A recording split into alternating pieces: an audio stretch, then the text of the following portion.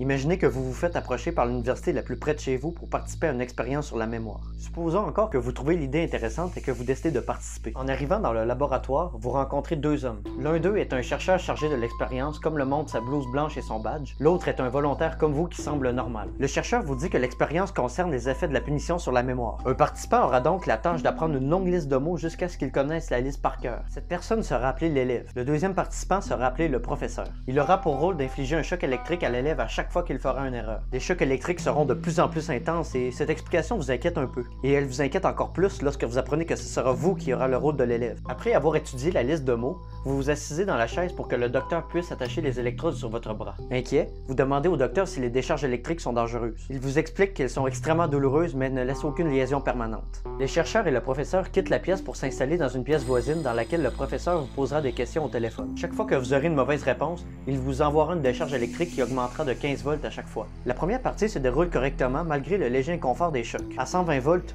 vous criez dans le téléphone que les décharges sont très douloureuses. Mais le professeur continue à vous envoyer une décharge. À partir de 150 volts, vous suppliez le professeur de vous sortir de là. Le professeur se contente de vous infliger un autre choc électrique encore plus puissant. Rendu à 300 volts, vous vous tordez de douleur en tapant sur le mur. Vous dites au professeur que vous allez arrêter de répondre aux questions. Mais le professeur interprète ça comme une mauvaise réponse et vous envoie un autre choc électrique encore plus puissant. L'épreuve continue donc de cette façon jusqu'à ce que la décharge vous assomme. Vous vous demandez quel genre de personne peut bien vous faire ça. Pourquoi ne vous aide-t-il pas? Pour beaucoup d'entre nous, ce scénario est un véritable cauchemar. Et puis ce qui est choquant, c'est qu'une telle expérience a déjà eu lieu, et même à plusieurs reprises. Plus choquant encore, c'est que les gens qui avaient le rôle de professeur étaient des gens a priori normaux. C'était des professionnels mentalement stables avec aucun antécédent d'agressivité. Ils ont même passé des tests psychologiques pour vérifier qu'ils étaient mentalement stables. Ça aurait pu être vous et moi. Ces personnes étaient aussi au courant que les chocs électriques pouvaient être dangereux. La question que vous devez vous poser, c'est comment des gens sains d'esprit peuvent aller aussi loin? Eh bien, c'est à cette question que je vais répondre dans cette vidéo. Et vous allez voir, vous risquez d'être troublé.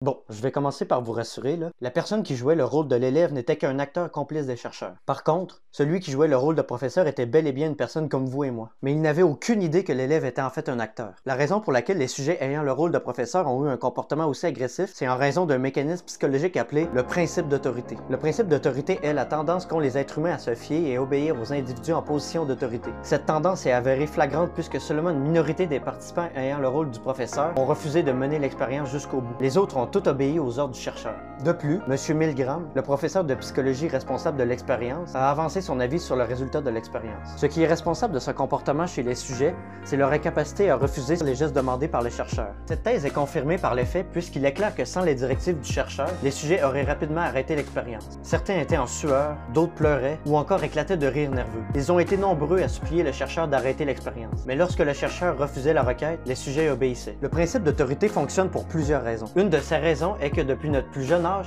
on nous montre que l'obéissance est bien et que la désobéissance est mal. Un enfant qui désobéit sera puni. Et c'est comme ça jusqu'à l'âge adulte. Si vous désobéissez à la loi, la justice sera là pour vous remettre à l'ordre. Le principe d'autorité a aussi son importance dans notre organisation sociale. Il nous permet de mettre en place des systèmes complexes de commerce, de défense ou encore de production de ressources. Le principe d'autorité est ancré profondément en nous et ce n'est pas une mauvaise chose en soi. Mais le problème, c'est que beaucoup d'entreprises utilisent le principe d'autorité dans leur communication marketing et ce, de façon trop abusive. Dans leur communication marketing, les marques n'hésitent pas à utiliser des images d'autorité, comme des docteurs ou des athlètes de haut niveau dans leur publicité. Prenons par exemple la marque de café Sanka. Cette marque a été embauché un acteur qui a déjà joué le rôle de docteur dans un film connu par le grand public. Puis, ils l'ont fait apparaître dans leurs annonces en conseillant ce café qui était soi-disant bon pour la santé. Une autre pratique qui est malhonnête est l'utilisation abusive des titres. Par exemple, beaucoup de marques s'auto-proclament numéro 1. Aussi, beaucoup de marques s'auto-attribuent des certificats qui ne veulent en soi rien dire. Nous avons donc vu que le principe d'autorité nous est inculqué depuis notre plus jeune âge. Nous avons aussi vu que le principe d'autorité nous permet de mettre en place des structures complexes. C'est donc pour cela que dans l'expérience, la plupart des sujets étaient incapables de désobéir aux chercheurs.